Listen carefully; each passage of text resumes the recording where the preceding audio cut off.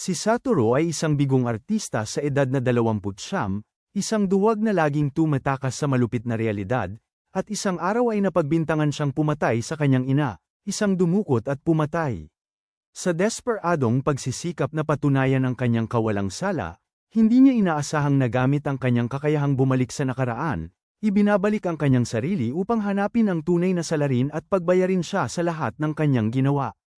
Ito si Fujinuma Satoru, isang 29 na taong gulang na nagpupumilit na manga artist na nakakaramdam ng papalapit na takot, isang takot na galugarin ang sarili niyang isipan kung saan nakatago ang mga alaala at damdamin na pinigilan, at tila malaki ang epekto ng takot na ito sa kanyang sining, kaya naman diretsahang nasabi ng isang editor na bagamat walang malinaw na teknikal na pagkakamali ang kanyang mga gawa, kulang naman ang mga ito sa isang mahalagang bagay hindi kinakailangang lalim dahil kailangan niyang maging mas malalim sa pagguhit, dahil ang kanyang gawa ay masyadong limitado at hindi na ipapakita ang kanyang tunay na sarili.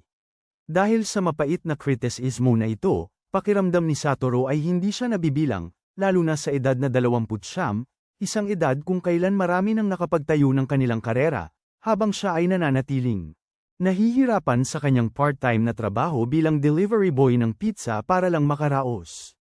Araw-araw, ang mga salitang, "Sana ginawa ko na lang ng iba ang mga bagay-bagay" ay patuloy na umaalingaw sa kanyang isipan, ngunit wala itong tunay na pagsisisi, kundi isang panandaliang dahilan lang, isang paraan para iwasang harapin ang kanyang sariling pagtigil sa pag-unlad dahil takot siyang hukayin ng kanyang isipan, kung saan mayroon pang mga sugat na hindi pa naghihilom. Kaya ang kanyang pang-araw-araw na buhay ay patuloy na umaandar, puno ng maiikli at mababaw na usapan sa trabaho. Katulad kapag naghahanda siyang maghatid at pinapaalalahanan siya ng mga katrabaho niya na mag-ingat, o kapag inaasar siya ng kaklase niya sa high school na si Kateiri Eri na huwag daw siyang sumingit ng pizza sa daan, isang birong paulit-ulit niyang sinasabi tuwing nagkikita sila, kaya napapaisip si Satoru kung yun ba ay isang uri ng pagpapatawa na nauunawaan lamang ng nakababatang henerasyon. Kasabay nito, nakikita niya siyang medyo kakaiba dahil parang wala siyang espesyal na nararamdaman para sa kanya, pero lagi niyang sinasabi ang parehong bagay, kahit na hindi naman talaga interesado si Satoru sa mga bata. Hanggang sa isang araw, habang nagmomotorsiklo siya para sa isang delivery, bigla siyang nakaramdam ng kakaiba, isang hindi maipaliwanag na pangyayari na nagpapaalala sa kanya na ang tinatawag niyang revival ay nangyayari na naman. Nagsimula siyang tumingin sa paligid, sinusubukang tukuyin kung ano ang mali, kung ano ang mangyayari, at nakita niya ang isang truck na parang nawawalan ng kontrol, at nakayuko ang driver. Kasabay nito, may batang tumatakbo papunta sa kalsada, kaya kumilos si Satoru ayon sa kanyang likas na ugali, ibinangga niya ang kanyang motorsiklo para harangan ang papalapit na truck, at bumangga sa isa pang sasakyan. Mula sa kabilang direksyon, kahit alam niyang hindi siya dapat makialam, hindi niya mapigilan ang sarili, at sa sandaling yun, tila nagdaan ang kanyang buhay sa kanyang mga mata na parang pelikula na mabagal. Naiisip niya na wala namang magandang nangyayari kapag nakikialam siya sa buhay ng iba at parang hindi rin naman kawalan kung mawala siya, pero nagising na lang siya sa ospital, katabi si Eri. Masaya niyang sinabi na 2 araw na siyang walang malay, at buti na lang naalala pa rin niyang siya si Fujinuma Satoru, 29 na taong gulang, at ang dahilan kung bakit siya narito ay dahil sa isang aksidente habang hinahabol ang isang truck. Ipinaliwanag ni Eri na isang himala na halos wala siyang tinamo, at ibinunyag niya na ang driver ng truck ay namatay sa atake sa puso habang nagmamaneho, habang iniligtas ni Satoru ang buhay ng isang bata, isang gawa na lubos na humanga sa kanya dahil naroon siya sa lugar, at siya lamang ang nakapansin na may mali. Bagamat mapagkumbabang sinabi ni Satoru na nagkataon lang, nakita ni Eri ang tunay niyang pagkatao. Sinabi niya na tila napapaligiran siya ng isang manipis na harang, isang taong hindi basta-basta magbukas ng loob sa iba at hindi kailanman ngumingiti, pero, nang magpasalamat siya sa kanya dahil sa pagsumbong nito sa manager, isang bahagyang ngiti ang lumitaw sa kanyang labi at agad itong napansin ni Eri. Pagkatapos biglang tinanong ni Satoru si Eri kung bakit siya nagtatrabaho, isang tanong na ikinagulat niya, pero buong puso niyang sinagot. Sinasabi na mayroon siyang pangarap pero hindi niya sinabi kung ano yun, dahil naramdaman niya na kapag sinabi niya ito ng malakas, hindi ito matutupad. Ang mga salitang yun ay nagdulot ng kakaibang pakiramdam ng pangungulila kay Satoru. Pagkatapos, nang siya ay nag-iisa, pinag-isipan niya ang pangyayaring pagbabalik, Isang kakayahan na tila nagpipilit sa kanya na ibalik ang oras ng mga 1 hanggang 5 minuto bago mangyari ang isang sakuna, para bang may nagtutulak sa kanya na pigilan ito. Dahil dito, napigilan na niya ang maraming aksidente, bagamat minsan, gaya na lang sa pagkakataong ito, ang masamang resulta ay napupunta sa kanya. Pagkatapos siyang makalabas ng ospital at makabalik sa kanyang apartment, nagulat siya nang makita ang kanyang ina, si Fujinuma Sakiko, doon. Sabi niya, pinuntahan niya ito sa ospital, pero dahil mahimbing itong natutulog, pumunta muna siya sa bahay nito, at nagpas siyang magtagal para alagaan ang kanyang mahal at kaisa-isang anak matapos mauntog ang ulo nito, kahit sinasabi ni Satoru na okay lang siya at isa lang ang kama sa apartment. Gayunpaman, determinado siyang manatili, sinasabi pa niya na gagamitin niya ang sleeping bag sa closet nito. Si Sakiko, isang 52 taong gulang na babae na mukhang mas bata sa kanyang edad, ay may matalas na pag-iisip at pambihirang kakayahan sa pagmamasid. Tila nababasa niya ang iniisip ng kanyang anak, kinukulit pa nga niya ito na hindi na kailangang dahan-dahan sa pagpunta sa banyo sa gabi, dahil hindi siya madaling magising na lihim na ikinakatawag ni Satoru sa kanyang ina na demonyo. Isang gabi, habang nanunood sila ng balita, may lumabas na ulat tungkol sa isang batang nasa unang baitang na nawala sa Saitama, ngunit natagpo ang ligtas, na nagbalik kay Sakiko ng mga alaala ng isang malungkot na pangyayari na naganap sa kanilang lugar noong si Satoru ay, noong nasa ika-5 baitang siya. Tinanong niya kung naaalala pa niya, ipinaliwanag na sinubukan nilang burahin ang maraming alaala tungkol doon sa kanyang isipan dahil minsan ang nanganib ang kanyang buhay. Nagsimulang maalala ni Satoru noong nasa ika-5 baitang siya. 2 sa kanyang mga kaklase ang dinukot at pinatay, at isang binata na nagngangalang Shiratorijon, na tinatawag ng mga bata na Yuki-san, dahil palagi siyang nagsasalita tungkol sa katapangan, ay inaresto at nahatulan bilang serial killer. Ang alaala na yun ay patuloy pa ring bumabagabag kay Satoru. Kinabukasan, habang si Satoru at ang kanyang ina ay nasa supermarket, ang pagbabalik na pangyayari ay nagpagulo kay Satoru dahil hindi niya matukoy ang sanhi nito. Hiniling niya sa kanyang ina na hanapin ang anumang kakaiba, at sa kanyang matalas na mga mata, napansin ni Sakiko ang isang lalaki sa isang kotse na inaakay ang isang bata palayo. Nang magtama ang kanilang mga mata, tinakpan ng lalaki ang kanyang mukha at umalis, na nagbigay agad sa kanya ng pakiramdam na mayroong hindi tama.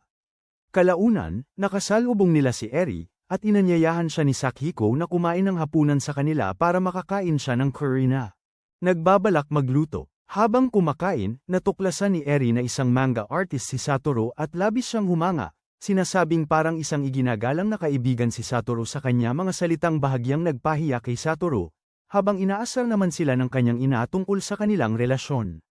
Pagka-uwi ni Eri, kinausap ni Sakiko si Satoru tungkol sa nangyari sa paradahan ng supermarket, at isiniwalat na ito ay tangkang pagdukot na nabigo. Ito ang nagtulak sa kanya na iugnay ito sa kaso mula 18 taon na ang nakalipas, ang alaala ng kaklase ni Satoru. Si Inazuki Kyo, na palaging nag-iisa sa parke at isa sa mga biktima, ay biglang bumalik sa kanyang alaala. Naalala niya ang huling beses na nakita niya ito at nakaramdam ng matinding panghihinayang dahil hindi niya inalok na sabay silang umuwi, isang bagay na gusto niyang kalimutan higit sa lahat, at marahil isang bagay na sinubukan ding tulungan ng kanyang ina na kalimutan.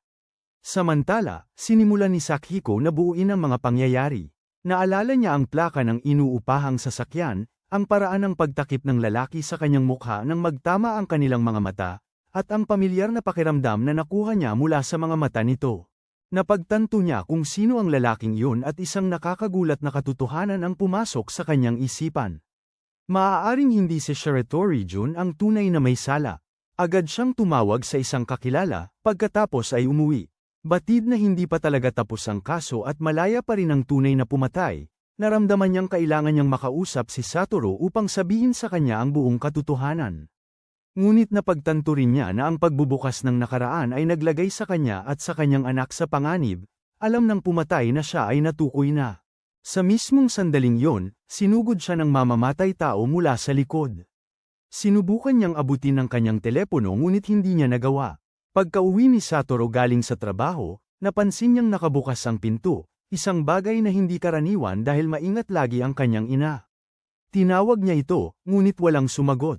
Nang pumasok siya sa sala at nakita ang isang nakakatakot na tanawin, ang kanyang ina ay nakahiga sa sahig sa isang malaking patak ng dugo, na may saksak sa likod.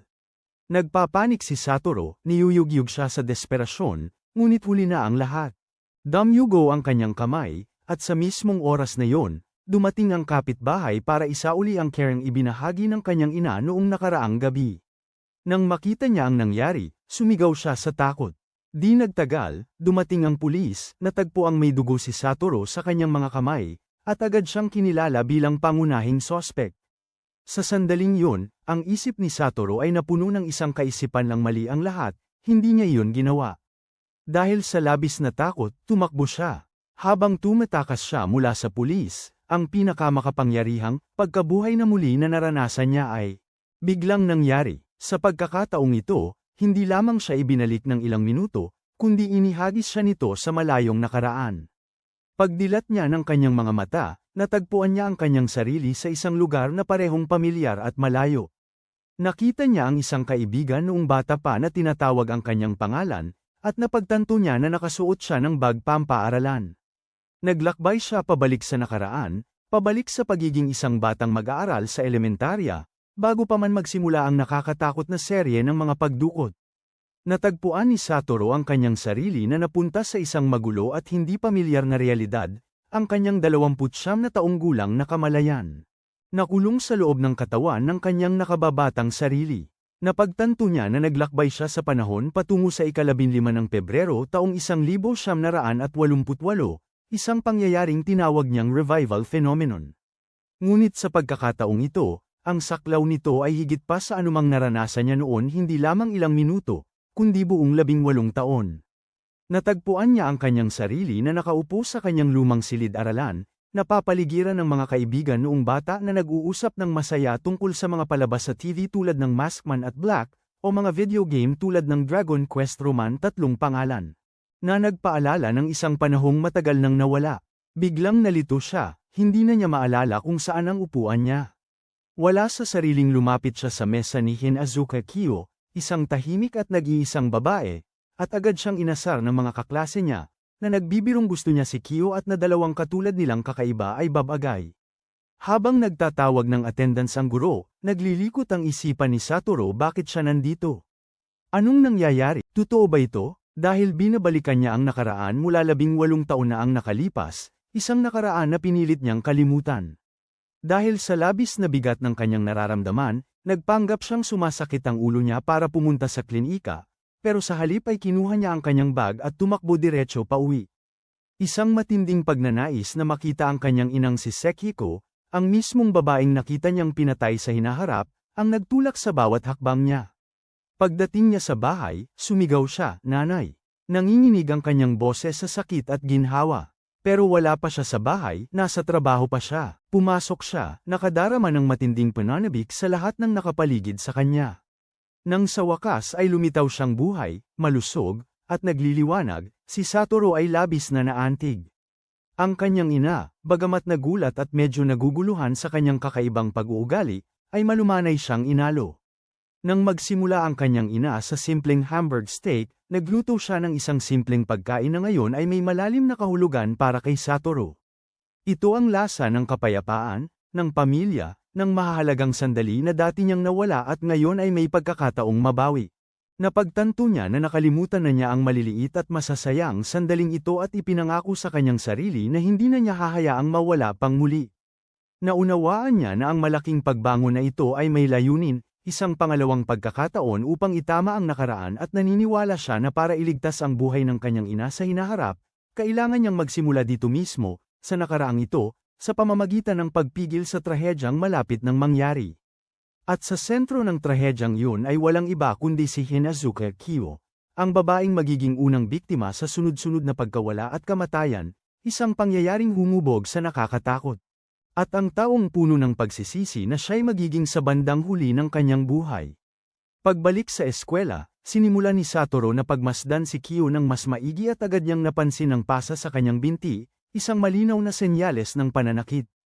Ito ang nagpatunay sa kanyang mga hinala at nagpatibay sa kanyang determinasyon na makialam. Samantala, ang kanyang mga kaibigan na sina Kazu, Osamu, Hiro at lalo na si Kenya, isang batang napakatalino at mapagmasid para sa kanyang edad, ay napansin muli ang atensyon ni Satoru kay Kyo. Patuloy nila siyang tinutukso at tumakbo pa si Kazuo para sabihin kay Kyo na gusto siya ni Satoru. Ito ay humantong sa isang napakabigat na paghaharap pagkatapos ng klase. Diretso ni Kyo na tinanong si Satoru kung siya ay tanga, pagkatapos ay tinawag siyang peke katulad niya. Nabigla si Satoru sa sinabi niya dahil tumama ito sa kanyang kalooban, dahil siya ay isang taong palaging sumusubok na gumanap bilang isang perpektong bersyon ng kanyang sarili upang makibagay sa iba. Isang gawin na daladala niya mula pa pagkabata hanggang sa kanyang pagtanda, at tila nakita ni Kyo ang tunay niyang pagkatao. Kakaiba ang naging wakas ng usapan nang bigla siyang tanungin ng babae kung kaya niyang pumatay ng tao. Para sa kanya, isang tanong na puno ng pagkasiphayo at dilim. Pagkatapos ng kanilang usapan, pinag-isipan ni Satoru ng malalim ang mga sinabi ni Kyo. Napagtanto niya na sa pagtawag sa kanya na peke, hindi ibig sabihin na alam niyang galing siya sa hinaharap, kundi nakita niya na pareho silang nagtatago. Ginampanan niya ang papel ng isang masayahin at palakaibigang bata, habang siya naman ay nagkunwaring walang pakialam at walang emosyon. Pareho silang sinusubukang itago ang kanilang sakit at takot sa loob. Pagkatapos, lumapit si Kenya kay Satoru, sinasabing nararamdaman niya na ang pag-aalala ni Satoru kay Kyo ay isang bagay na mahalaga talaga. Hindi lang basta paghanga ng bata, at nag-alok siya ng tulong kasama ng iba. Pagkatapos, bahagyang iminungkahi ni Kenya na basahin ni Satoru ang koleksyon ng sanaysay ng mga estudyante, kung saan nakita ni Satoru ang sanaysay ni Kyo na pinamagatang, ang bayan kung saan ako lang ang nawawala. Ang sanaysay ay isang tahimik na hiling ng tulong, isang masakit na pag-amin ng matinding kalungkutan at isang pagnanais na makatakas sa isang isla na walang matatanda, walang kaibigan, walang guro, at walang isang lugar na walang pagdurusa o pighati. Sa pagbabasa ng mga linyang yun, lubos na naunawaan ni Satoru ang sitwasyon ni Kyo, at alam niyang kailangan niyang kumilos. Nagsimula siyang magplano, at ang unang hakbang ay lumikha ng pagkakataon para sila ay mas maging malapit sa isa't isa. Nagpaalam siya sa kanyang ina na magdaos ng isang birthday party sa 2 ng Marso, at balak niyang imbitahan si Kyo. Ito ay isang bagay na hindi pa niya nagawa noon, isang maliit na pagbabago na maaaring lumikha ng ibang kinabukasan. Pagkatapos, hinanap niya si Kyo sa parke pagkatapos ng klase, kung saan madalas siyang nakaupo mag-isa hanggang sa Gamabi para maiwasang umuwi. Lumapit siya sa kanya, at sa pagkakataong ito, nagpasya siyang maging tapat. Inamin niya na nagpapanggap siya, ngunit dahil ito sa gusto niyang magkaroon ng mga kaibigan at magustuhan ng iba, at naniniwala siyang kapag matagal kang gumanap ng isang papel, kalaunan ay nagiging bahagi na ito ng iyong pagkatao. Isang kaisipang nagpaalala sa kanya ng isang bagay na sinabi ni Eri sa hinaharap. Tila umabot ang katapatan ni Satoru kay Kyo, at sinamantala niya ang pagkakataon na imbitahan siya sa kanyang kaarawan, na idinidiin na siya ang unang taong inimbita niya. Pagkatapos ng ilang sandali ng pagkabigla, pumayag si Kyo. Sa sandaling yun, habang nagsisimulang bumagsak ang nyebe, napagtanto ni Satoru na nanlalamig ang kanyang mga kamay dahil nakalimutan niya ang kanyang gloves, at biglang hinawakan ni Kyo ang isa sa kanyang mga kamay upang painitin ito. Isang maliit ngunit napakahalagang kilos, ang unang ugnayan sa pagitan ng dalawang pusong nag-iisa. Dahil dito, nataranta ang isip ng 29 na taong gulang na si Satoru at namula ang kanyang mukha, at nang sabihin ng dalaga na mas naging madali siyang kausap kamakailan, hindi sinasadyang nasambit ni Satoru na dahil nagpasya siyang huwag nang magsinungaling sa kanya. Ikinahiya ito ni Kyo at tumakbo palayo, ngunit marahil, sa kaibuturan ng kanyang puso, nakaramdam siya ng kaunting init. Nag-iisa sa parkeng natatakpan ng nyebe, sa mismong lugar kung saan niya huling nakita si Kyo 18 taon na ang nakalipas, pinagtibay ni Satoru ang kanyang pasya. Hindi na niya hahayaang mag-isa si Kyo, mananatili siya sa kanyang tabi, babaguhin ang kanyang masakit na nakaraan, at sa paggawa nito, babaguhin ang kanyang sariling kinabukasan. Ang kanyang 29 na taong gulang na isipan ay nagsimulang gumana ng mad alien habang pinagdurugtong-dugtong niya ang mga nagkapira-pirasong alaala. Ng lumang trahedya, naalala na hindi lamang si Hinazuka, kundi pati na rin sina Nakanishi Aya at Tsuji at Hiromi ay mga biktima rin. Gayunpaman, napagtanto niya ang isang mahalagang detalye. Si Hinazuka lamang ang 10 taong gulang noon, ibig sabihin, hindi pa sumasapit ang kanyang kaarawan nang siya ay mawala noong Marso. Mula dito, ipinagpalagay ni Satoru ang isang mahalagang panahon, ang X-Day, ang araw kung kailan nawala si Hinazuka. Kailangang mangyari ito sa pagitan ng ika-1 ng Marso at ng kanyang kaarawan. Kung matutukoy niya ang araw na iyon, maaari niyang pigilan ang pagkawala niya at baguhin ang malungkot na pangyayari. Sa paaralan, naging masigla ang kapaligiran dahil sa isang kompetisyon sa pag-skate kung saan maglalaban ang mga lalaki ng pares-pares, at sa kasamaang palad, nakapareha ni Satoru si Hamada, ang bida ng ice hockey team na nanalo sa pambansang kampyonato at kalaban na alam niyang wala siyang pag-asang talunin dati.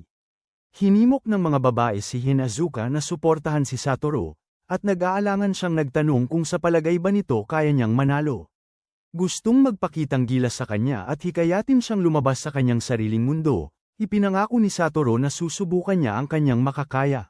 Nang magsimula ang karera, si Satoru, dahil sa kanyang pagkaunawa bilang adulto sa physics at galaw ng katawan, ay nagkaroon ng magandang simula, naungusan si Hamada na ikinagulat ng lahat. Ngunit biglang nagkaroon ng pagtatalo sa kanyang sarili. Naramdaman niyang hindi makatarungang talunin ng isang taong nagsanay ng husto araw-araw gamit ang isang kalamangan na walang ibang nakakaalam. Akala niya si Hamada ang tunay na karapat-dapat na manalo, kaya sinadya niyang bagalan para padaanin si Hamada at maunang tumapos. Gayunpaman, ang kanyang pagkukunwaring kabutihan ay nagdulot ng kapeitan. Nakaramdam ng insulto si Hamada, galit na hinarap si Satoru, at sinabi sa kanyang kinasusuklaman niya ang mga taong katulad niya. Napagtanto ni Satoru na inulit na naman niya ang mismong pagkakamali. Ang pagkakamaling ginawa niya 18 taon na ang nakalipas na nagmula sa pagtatangkang magpabait sa halip na maging tapat at harapin ang mga bagay ng direkta. Pagkatapos ng karera, sinubukan ni Satoru na kausapin si Hinazuka, ngunit dahil sa talas ng pakiramdam ng isang taong nagtatago rin sa likod ng maskara, agad niyang nakita ang kasinungalingan sa likod ng kanyang ginawa. Malamig niyang sinabi sa kanya na silang dalawa ay mga huwad at sinungaling, na lalong nagpalaki ng agwat. Nawalan ng pag-asa si Satoru. Alam niyang para maisakatuparan ang kanyang plano, kailangan niyang tanggalin ang harang sa pagitan nila at ang unang hakbang ay alamin ang kanyang kaarawan para kumpirmahin ang kanyang teorya tungkol sa X-Day. Para malaman ang katotohanan, bumalik si Satoru sa paaralan at hinanap ang kanyang homeroom teacher, si Yoshiro Gaku, isang lalaking napansin ni Satoru na may matalas na mata at malalim na pag-iisip. Mabilis na nahulaan ni Yoshiro na nag-aalala si Satoru tungkol kay Kayo, at nang ipaliwanag ni Satoru na hindi niya ito direktang matanong tungkol sa kanyang kaarawan, agad na ipinakita ni Yoshiro sa kanya ang kontak ng klase. Libro. Nagulat si Satoru nang malaman na pareho sila ni Hinazuka ng kaarawan, 2 ng Marso. Ipinaliwanag ni Yoshiro na marahil nahihiya lang si Kayo na banggitin ang pagkakatugma at hinikayat si Satoru na ipagdiwang ang kaarawan nila ng sabay. Pinayuhan din niya si Satoru na anuman ang gawin niya, sa karera man o sa relasyon niya kay Kayo, dapat ay ibigay niya ang kanyang buong makakaya. Ngayon, nasa kay Satoru na ang huling piraso ng palaisipan. Sigurado na siya na ang X-Day, ang araw kung kailan malalaman ang mangyayari kay Hinazuka ay ika-1 ng Marso, 11 araw na lang. Pumunta si Satoru sa parke para hanapin si Hinazuka, pero wala siya doon. Sa halip, hindi niya inaasahang makita si Shiratori Jun, yung lalaking tinatawag ng mga bata na Yuki-san na, sa hinaharap, ay mapaparusahan ng kamatayan ng hindi makatarungan. Sa paningin ng isang 29 na taong gulang, iba na ang tingin ni Satoru kay Yuki-san hindi bilang isang kaina-hinalang lalaking walang trabaho, kundi bilang isang mabait na 23 taong gulang na yutal-yutal, nagtatrabaho ng husto mula 4 ng madaling araw sa tindahan ng kanyang ama, at nagsisikap magsalita ng maayos para magmukhang mas matanda sa harap ng ang mga bata. Nagtanong si Satoru kay Yuki-san tungkol kay Hinazuka, at kinumpirma niya na kilala niya ito at nakausap na niya ng ilang beses sa parke. Ang pagtatagpong ito ay lalong nagpatibay sa paniniwala ni Satoru na walang kasalanan si Yuki-san, at tahimik siyang nanumpa na pipigilan niya ang krimen na mangyari hindi lamang para iligtas si Hinazuka kundi pati na rin para iligtas ang kinabukasan ni Yuki-san. Dahil hindi niya makita si Hinazuka sa parke, isang masamang kutob ang nagtulak kay Satoru sa bahay nito, kung saan natagpuan niya itong nagtatago sa isang lumang bodega sa bakuran na punong-puno ng gamit. Nakita rin niya ang sunog na guwantes nito sa labas. Nang subukan niyang hikayatin itong lumabas, sumulpot ang ina ni Hinazuka na galit ang mukha, at nakita mismo ni Satoru ang mga pasa sa katawan ni Hinazuka. Nang tanungin niya ang ina, pinilit nito si Hinazuka na magsinungaling na nadapa lang siya, at nakaramdam si Satoru na nasa katawan ng isang 10 taong gulang ng matinding kawalan ng lakas at galit. Wala siyang nagawa kundi ang tumayo at panoorin habang hila ng babae si Hinazuka papasok, kasunod ng mga tunog ng malupit na paghampas na umalingaw-ngaw sa hangin, isang eksenang mananatili sa kanyang alaala. Kinabukasan sa eskwelahan, ramdam ang matinding tensyon. Huling dumating si Hinazuka, pilit itinatago ang kanyang mga sugat, at pagkatapos ay may nangyari, nawala ang pera ng klase para sa pananghalian. Agad na sinisi ng kaklase na si Misato si Hinazuka, sinasabing mahirap ito at hindi pa nakakabayad para sa kanyang pananghalian. Mabilis na sumali ang buong klase, at naging malupit na paghusga ito. Sinuportahan ni Satoru at Kenya si Hinazuka, sinasabing kahit sino ay maaaring nagpabintang sa kanya. Pumagitna si Teacher Yoshiro, at matalinong tinapos ang pagtatalo sa pagsasabing dahil si Kyo ang namamahala sa pera noong araw na yun, hindi katakatakang nasa kanya yon. Alam ng guro ang sitwasyon ni Hinazuka at sinusubukan siyang protektahan sa sarili niyang paraan, ngunit alam ni Satoru na ang mga pagsisikap na yun ay malayo sa sapat at nauubos na ang oras. Pagkatapos ng klase, nagpasalamat si Hinazuka kay Satoru sa pagtatanggol sa kanya, at sa kanilang pag-uusap, sinabi niya sa kanya ang matagal na niyang sama ng loob kay Misato mula pa noong 3 baitang, ngunit binanggit din niya. Isang magandang alaala ng kumikinang na Christmas tree sa bahay ni Misato noong isang Christmas party. Sa pagkakataong yon, may naisip si Satoru. Iminungkahi niya na pumunta sila para makita ang isang Christmas tree ngayon din. Inakay ni Satoru si Hinazuka sa isang burol na natatakpan ng nyebe kung saan nakatayo ang isang lumang puno, kumikislap ang mga sanga sa lamig sa ilalim ng mahinang ilaw ng gabi, at tinawag niya itong kanilang Christmas tree. Sa daan, may nangyaring kahanga-hanga. Nakita nila ang 2 pulang fox na naglalaro sa nyebe, isang tanawin na minsan ang nasaksihan ni Satoru ng mag-isa. Sa nakaraang takdang panahon, ngunit sa pagkakataong ito ay naibahagi niya ito kay Hinazuka. Nang marating nila ang tuktok ng burol at tumayo sa harap ng puno, isang maginhawang katahimikan ang bumalat sa kanila. Ngumiti si Hinazuka at tinawag na isang loko si Satoru dahil Pebrero pa lamang, ngunit wala nang lamig sa kanyang boses. Tumugon si Satoru ng isang pangako na babalik sila rito sa tag-init upang makita muli ang puno, isang pangako ng isang kinabukasan na isinusugal niya ang lahat upang mabawi para sa kanya. Habang papalapit ng mabilis ang unang araw ng Marso, pinagtibay ni Satoru ang kanyang plano sa kanyang isipan. Naalala niya ang mga pangyayari mula 18 taon na ang nakalipas, inaalala na noong araw na yon, si Kyo ay nakatayo ng mag-isa sa parke gaya ng dati bago mag-alas 6 ng gabi, habang siya ay nagpunta sa kanilang lihim na taguan para hanapin ang nawawalang guwantes. Sa daan, nakita niya saglit si Yuki-san na nakaupo mag-isa sa may ilog, at nang bumalik siya at dumaan ulit sa parke, si Hinazuka ay nawala na parang bula. Kaya, ang kanyang misyon ay naging mas malinaw kaysa kailanman kailangan niyang siguraduhing walang mangyari sa 1 ng Marso, at pagkatapos ay ipagdiwang ang kanilang magkasamang kaarawan kasama si Hinazuka sa susunod na araw, sa Marso. Ikalawa, para patunayan na talagang nabago niya ang hinaharap at nabura ang krimeng yun sa kasaysayan. Para may sigawa ang planong ito, ang unang hakbang ay ilayo si Hinazuka sa masamang kalagayan niya, lalo na tuwing Sabado at Linggo. Kaya, sinabi ni Satoru sa kanyang ina na gusto niyang lumabas sa Sabado, at agad siyang inasar ng mapagmasid niyang ina na mayroon siyang date, nangako pa siyang bibigyan siya ng dagdag na allowance, kaya nahihiya si Satoru umamin. Sa matalas niyang pakiramdam bilang dating reporter, mabilis na nahulaan ni Sakiko na ang babaeng pinag-uusapan ay si Hinazuka. Pinayuhan niya itong mag-ingat habang ipinapahiwatig din ang kanyang suporta. Sa paaralan, sinubukan ni Satoru na anyayahan ang malalapit niyang kaibigan na sina Kenya, Kazu, Osamu, at Hiromi na sumama sa kanila ni Hinazuka sa isang paglalakbay sa Science Center. Gayunpaman, lahat sila ay mahiwagang tumanggi, at nagbigay ng mga malabong dahilan tungkol sa pagiging abala, at pagkatapos ay nagmungkahi na mas magiging masaya siya kung sasama siya kay Hinazuka ng silang dalawa lang. Halata na sadyang binibigyan nila ang dalawa ng espasyo, at napagtanto ni Satoru na siya. Kailangan harapin ang pinakamalaking pagsubok ng mag-isa, humihingi ng pahintulot sa ina ni Hinazuka. Ang paghaharap ay nangyari eksakto gaya ng inaasahan niya. Ang ina ni Hinazuka ay napakasungit at matigas.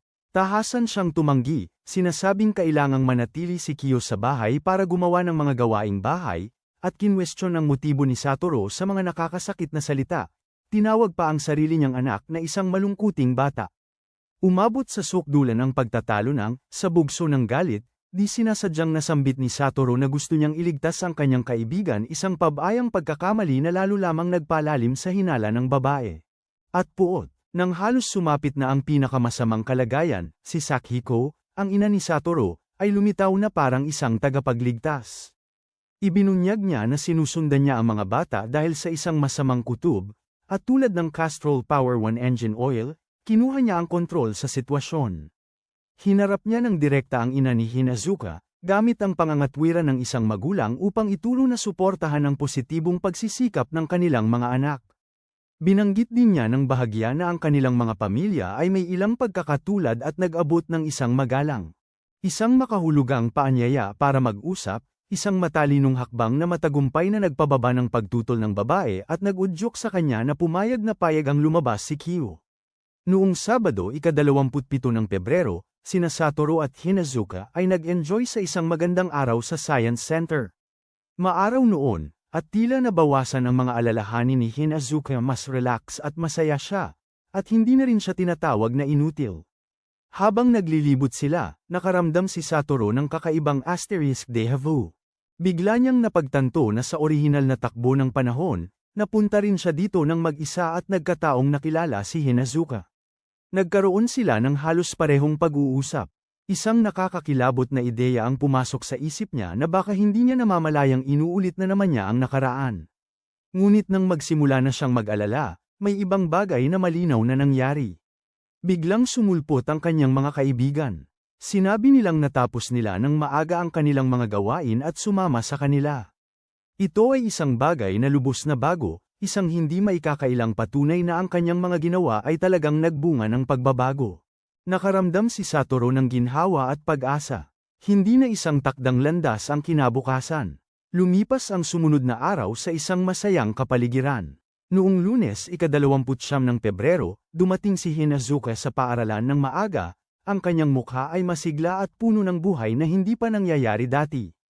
Hindi sinasadyang nasabi ni Satoru na maganda siya, na nagdulot ng panunukso mula sa buong klase. Nangako siyang sasanduan siya kinaumagahan, ika-1 ng Marso, ang araw na dapat niyang pinakamaingat. At sa wakas, dumating ang araw na yon. Buong araw na nanatili si Satoru sa tabi ni Hinazuka, sinundo niya ito sa umaga, sabay silang pumasok sa eskwela, at pagkatapos ng klase, ipinilit niyang dalhin ito sa Children's Center para maglaro.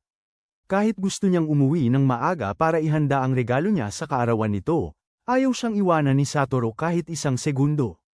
Nang dumilim at nagsimulang bumagsak ang nyebe, inihatid niya ito hanggang sa bahay nila.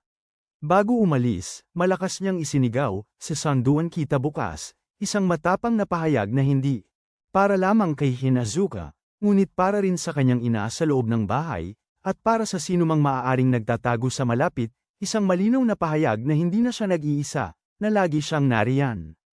At noong gabing yun, matagumpay na nalagpasan ni Satoru ang X-Day.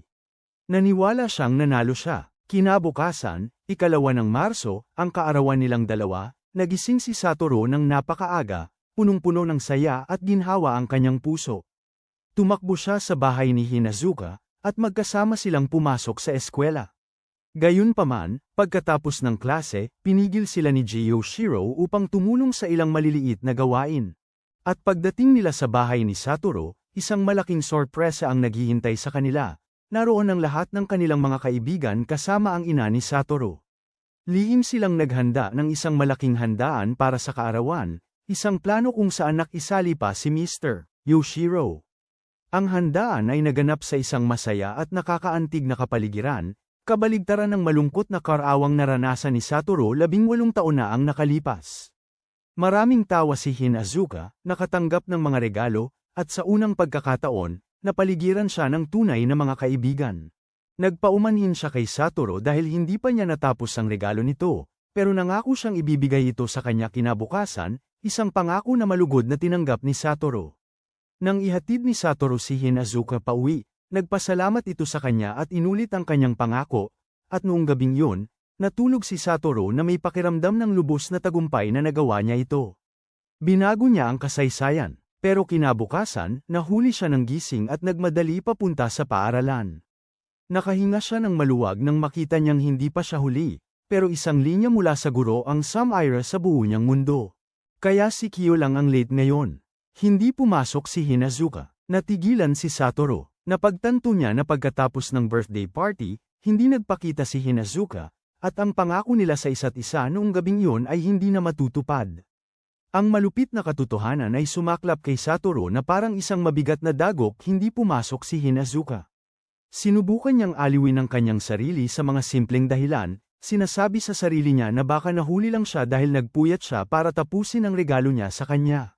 Ngunit isang masamang pakiramdam ng pamilyar at gumagapang na takot ang nagsimulang umakyat sa kanyang isipan. Hindi siya mapakali. Tumakbo siya palabas ng paaralan at sumugod sa bahay ni Hinazuka, tinatawag ang kanyang pangalan ngunit isang tahimik at malamig na bahay ang sumalubong sa kanya. Pagkatapos napansin niya ang isang nakakabalang tanda mga bakas ng bota na kasinlaki ng pang-adulto na tumapak sa lumang patong ng nyebe mula 2 gabi bago, malinaw na ebidensya na isang lalaki ang naroon pagkatapos niyang umalis. Lahat ng pag-asa sa loob niya ay nawasak. Alam niyang nabigo siya hindi niya nagawang baguhin ang kapalaran ng babae. Sa sumunod na 2 araw, hindi pumasok si Satoru sa eskwela, nalulunod sa pagkakasala at kawalan ng pag-asa. Habang nasa bahay, narinig niya ang kanyang inang si Sakiko na kausap sa telepono ang dating kasamahan mula sa estasyon ng Ishikari TV. Pinag-uusapan nila ang pagpigil sa balita tungkol sa pagkawala ni Hinazuka upang maiwasan ang pagkatakot ng publiko at protektahan ang ibang mga bata. Napagtanto ni Satoru na kahit noon pa man, tahimik nang sinisikap ng kanyang ina na ilayo siya sa malulupit na katotohanan. Inaliw siya ni Sakiko, sinasabing hindi niya kasalanan, na walang sino man ang kayang gawin ang lahat. Ngunit hindi maibsan ng kanyang mga salita ang pakiramdam ng kawalan ng kakayahan at pagkakasala na bumabagabag sa kanya. Sa paaralan, inanunsyo ng guro sa homeroom na lumipat si Kyo para tumira kasama ang kanyang lola sa Sapporo dahil sa mga kadahilan ng pamilya isang kasinungalingang pinagkasunduan ng paaralan at ng samahan ng mga magulang para patahimikin ang mga tsismis. Ngunit alam ni Satoru ang totoo. Napansin niya na sa kabila ng pagbabawal ng media, may nakabantay pa ring sasakyan ng pulis malapit sa bahay ni Hinazuka, tanda na may tahimik na investigasyon na isinasagawa. At pagkatapos, nagsimulang malupit na maulit ang kasaysayan. Pagkalipas lamang ng 6 na araw mula nang mawala si Hinazuka, nawala rin ang pangalawang biktima, si Nakanishi Aya, isang estudyante mula sa Izumi Elementary School. Agad na nagbago ang pokus ng investigasyon sa sunod-sunod na pagkawala ng mga bata, at ang sasakyan ng pulis malapit sa bahay ni Hinazuka ay hindi na gaanong nakikita. Sa isang napakasakit na sandali, nakita ni Satoru ang ina ni Hinazuka na nagtatapo ng isang bag ng basura kung saan may isang pares ng hindi pa tapos na guwantes na lana. Ang hindi natapos na regalo ni Hinazuka sa kaarawan niya, isang simbolo ng pagkasira ng isang pangako na hindi matutupad. At pagkatapos noon, gumuho ang mundo ni Satoru, biglang natapos ang pangyayaring pagbabalik tanaw, at ibinalik siya sa malupit na realidad ng 2006. Muli siyang naging isang 29 na taong gulang na nagtatago sa ilalim ng tulay dahil sa pagtakas, at sa ingay ng radyo ng mga pulis, narinig niyang idineklara ang kanyang pangalan bilang pangunahing sospek sa pagpatay sa sarili niyang ina, si Fujinuma Sakiko. Bumagsak sa kanya ang malupit na realidad, nabigo siyang iligtas si Hinazuka, ang kanyang ina ay patay, at ngayon isa na siyang wanted. Dahil wala na siyang ibang pagpipilian, kinailangan niyang tumakbo ng tumakbo. Habang nagtatago, humingi siya ng tulong sa kanyang manager sa pizza shop, nagsinungaling na nagtalo sila ng kanyang ina at tumakas siya sa bahay. Pinatuloy siya ng mabait na manager nang walang pagdududa. Gayunpaman, nang pinanood ni Satoru ang balita sa gabi, napagtanto niyang hindi magtatagal at malalaman ang kanyang tunay na pagkatao, at ang manager, bilang isang mamamayang sumusunod sa batas, ay tiyak na tatawag sa pulis. Gaya ng inaasahan niya, habang naghahanda siyang tumakas muli, natuklasan siya pero hindi ng pulis, kundi sa halip ng kanyang katrabahong si Eri. Natagpuan niya ito, at walang pag-aalinlangan, tinulungan siyang tumakas sa kanyang kotse. Inihatid ni Eri si Satoru sa bahay ng kanyang tiyo, kung saan siya nanunuluyan, at ipinahayag na alam niya ang lahat mula sa balita at mula sa pagtatanong ng pulisya sa kanyang pinagtatrabahuhan. Sa kabila nito, lubos siyang naniniwala sa kanyang kawalang sala. Sinabi niya ng mariin na ang isang lalaking tulad niya ay hindi kailanman papatay sa kanyang mapagmahal na ina, at ang kanyang walang pasubaling pananampalataya ay naging isang malakas na pinagmumulan ng lakas para kay Satoru sa kanyang pinakamadilim na oras. Ibinigay rin niya ang aklat tungkol sa kaso na 18 taon na ang nakalipas na naiwan niya, at habang pinag-aaralan nila itong muli, napansin ni Satoru ang isang mahalagang detalye na hindi niya napansin dati. Ang petsa ng pagkamatay ni Hinazuka sa talaan ay nabago. Hindi na ito ika-1 ng Marso, kundi ika-3 ng Marso ang pista ng mga manyika. Napagtanto niya na hindi pa siya lubusang nabigo. Ang mga ginawa niya ay nagpanatili kay Hinazuka na buhay sa loob ng 2 araw pa. Maaaring magbago ang kasaysayan, muling sumili ang pag-asa sa kanya kung bibigyan siya ng isa pang pagkakataon. Maaari pa rin niya siyang iligtas, ngunit hindi nagtagal ang kanilang kaligtasan. Tinawagan ni manager si Eri, nagkunwaring nag-aalala at nag-aalok ng tulong, pero ang totoo, sinusubukan niyang alamin kung nasaan sila para ipagbigay alam sa pulis. Nakita ni Eri ang panlilinlang, at direkta niya itong kinumpronta. Ipinapahayag ang kanyang pagkadismaya sa kakulangan nito ng tiwala, kaya napilitan silang tumakas muli sa kanilang pinagtataguan. Habang nagtatagos sa ilalim ng tulay, tinanong ni Satoru si Eri kung bakit buo ang tiwala nito sa kanya, at isinalaysay niya ang isang kwento mula sa kanyang nakaraan tungkol sa kung paano ang kanyang ama ay inakusahan ng hindi totoo ng pagnanakaw sa tindahan, at kahit inosente siya, ang kawalan ng tiwala ng kanyang ina ang sumira sa kanilang pamilya. Simula noon, ipinangako ni Eri na palagi siyang papanig sa tiwala. Sinabi niya kay Satoru, pagkatapos umalis si Eri para kumuha ng damit para kay Satoru. Pagbalik niya sa bahay at nang matapos ihanda ang lahat, nakatanggap ang kanyang telepono ng text message, galing ito sa numero ng ina ni Satoru. Ang mensahe ay nagsasabing, huwag kang umalis dyan. Agad na napagtanto ni Eri na kinuha ng pumatay ang telepono ng ina ni Satoru. Alam niyang nag-iisa siya, at binabantayan siya. At ilang sandali lang, nagliyab ang bahay ni Eri, isang nakamamatay na bitag na itinayo para patayin siya. Sina Satoru at Eri ngayon ay humaharap sa isang hindi tiyak at nakakatakot na kapalaran. Ipinagpatuloy ni Eri ang kanyang kwento, ipinapaliwanag na kalaunan, inamin ng kanyang ina na pinagsisisihan niyang hindi pinagkatiwalaan ang kanyang asawa, at ang sandaling iyon ang nagpa-realize kay Eri na dapat niyang ipagpatuloy ang pagmamahal. Sa kanilang dalawa na ang pananalig sa mga tao ay isa sa pinakamahalagang katangian niya. Ang kanyang taos-pusong pag-amin ay biglang naputol nang ang apoy ay sumiklab sa bahay. Nagtatago sa malapit, nabigla si Satoru nang marinig niya ang mga taong sumisigaw na si Eri ay nasa loob pa. Nang walang pag-aalinlangan, sumugod siya sa nagliliyab na bahay, isinasapanganib ang kanyang buhay upang iligtas ang tanging taong nagtiwala sa kanya. Natagpuan niya si Eri na walang malay sa gitna ng makapal at nakakasukang usok, at habang nahihirapan siyang ilabas siya. Nararamdaman na paubos na ang kanyang lakas, biglang sumulpot ang manager ng pizza shop at tinulungan siyang ilayo si Eri sa panganib. Pagkatapos, sinabi ng manager kay Satoru na tumakbo, at sinabing aakuin na lang niya ang lahat ng papuri sa pagliligtas sa kanya para pagtakpan siya. Habang tumatakbo si Satoru, nagsimulang suriin ng kanyang isipan ang sitwasyon ng labis. Napagtanto niya na sinadya ng mamamatay tao na sunugin ang lugar para patayin si Eri at isisi sa kanya ang krimen. Habang tumatakas, palihim na isinuksok ni Eri ang kanyang telepono sa kanyang bulsa para hindi makuha ng pulis. Hanapin ang mensahe na bitag na ipinadala ng mamamatay tao, na gumamit ng numero ng telepono ng kanyang ina.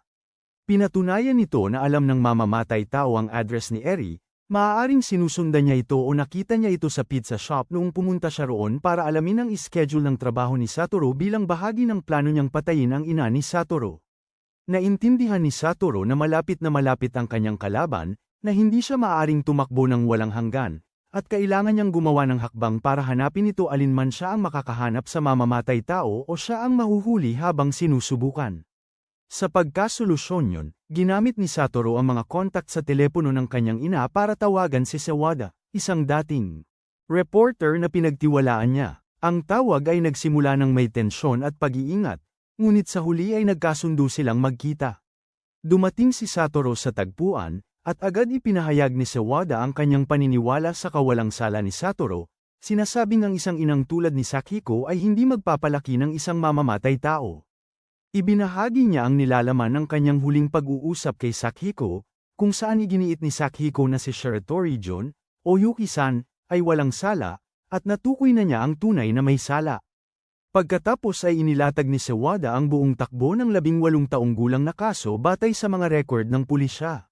Isang kwentong maingat na binuo para isisi kay Yuki-san ang lahat, kasama na ang paratang na dinukot niya si Kayo mula sa bodega, sinaktan siya ng malubha sa isang freezer na naging dahilan ng kanyang pagkamatay, at ibinalik ang kanyang katawan, isang pangyayaring alam ni Satoru na lubos na hindi totoo. Ipinaliwanag pa ni Sawada ang paraan ng paggawa ng krimen ng salarin, isang lalaking nakababahala ang talino na nag-aayos ng mga lugar ng krimen para isisi sa mga inosenteng tao na malapit. Ginagawa silang mga sospek para pabagalin ang investigasyon at burahin ang anumang bakas na patungo sa kanya. Samantala, sa ospital, napaharap si Eri sa ibang uri ng laban. Pinaligiran siya ng mga kamag-anak na kumbinsido ng media at pulis na si Satoru ay isang mamamatay tao at nagsunog, at siya ay isang biktima na naimpluwensyahan. Nakaramdam si Eri ng sakit at kawalan ng magawa dahil walang naniwala sa kanya nang sinubukan niyang ipagtanggol ang kawalang sala ni Satoru. Balik sa investigasyon, gamit ang mga dokumento ni Sawada, nagkaroon ng malaking pag-unlad si Satoru. Natuklasan niya ang isang malaking pagkakamali sa pangangatwiran ng pulisya tungkol sa ikatlong biktima, si Seihita Hiromi. Naniniwala silang pinatay si Hiromi dahil napagkamalan siyang isang babae, ngunit naalala ni Satoru ang kanyang kamusmusan, alam na mali iyon.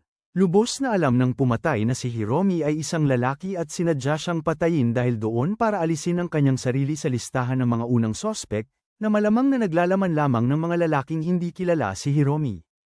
Ibig sabihin, ang pangalan ng tunay na pumatay ay dapat kasama sa mga sospek na nakalista bago ang pagpatay kay Hiromi. Sa ospital, dinalaw siya ng ina ni Eri, at nang marinig ang kanyang anak na desperadong ipinagtatanggol si Satoru at nagpapahayag ng sakit dahil hindi siya pinaniniwalaan, naalala niya ang kanyang sariling mga pagsisisi. Dahil sa hindi niya pagtitiwala sa kanyang asawa noon. Sinabi niya kay Eri na naniniwala siya rito at tinulungan itong umalis ng ospital. Agad na tinawagan ni Eri si Satoru, at nagkasundo silang magkita sa ilalim ng kanilang dating tulay. Kahit na natatakot si Satoru na baka patibong ng pulis, nagpasya siyang pumunta dahil nagtitiwala siya kay Eri at mag-isa itong dumating.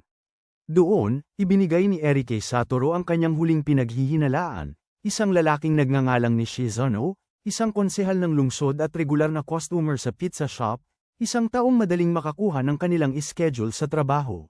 Ngunit wala ang pangalang ni Shizuno sa listahan ng mga sospek ni Sawada, kaya naman napunta na naman si Satoru sa wala.